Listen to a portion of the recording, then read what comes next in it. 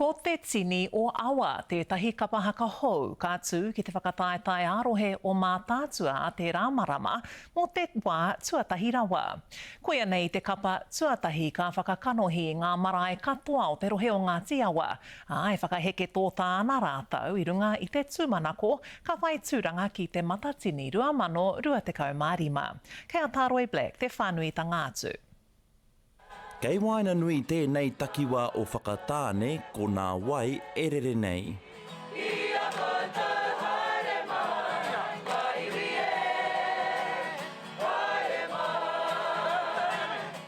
Koera hoki te pūtake i hanaia tēnei kapahaka hau te tini o awa.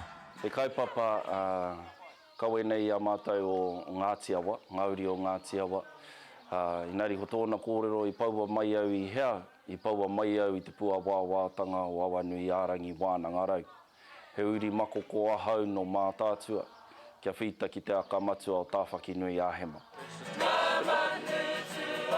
Kei te whakanunu rātau mo nā whakataetai kapahaka a rohe o mā tātua a te rāmarama, mo te wā tuatahi. He nui ngā waiataka i te hehea i te whakaako. I runga i te mea ko tēnei kaupapa, he kaupapa whakatūngia he puna mātauranga mo te iwi. Tuarua, he kaupapa whakarauora ai ngā waiata tawhito o te iwi. Nā reira, i nā te rahi me te nui o ngā waiataka i te hehea te whakaako.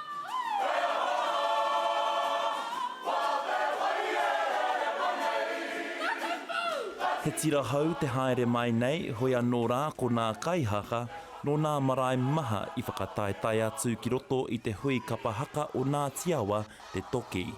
Tēnei kapa o te tini o awa, ko ngā kaihaka no ngā hapu katoa o te iwi, no ngā marae maha o ngā tiawa. Kua whakapiri mai, kua whakakotahi mai, mo tēnei āhuatanga, mo tēnei kaupapa, ki te haka i runga i te papatū waiwai. Ko nā kaiako hoki he tohuna ki te haka i roto i nā tau huri noa i te motu. Wai mare au i ngā homaitanga o te whānau apanui.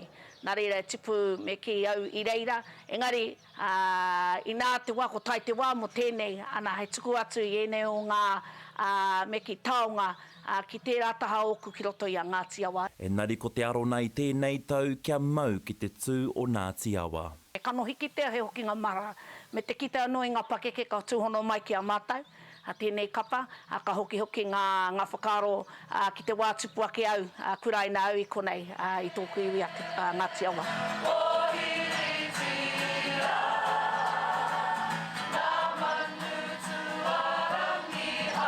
E ono wiki kei te toe tōmua i te tūna tuatahi o te tini o awa ki roto i nā whakataetai ārohe o mā tātua.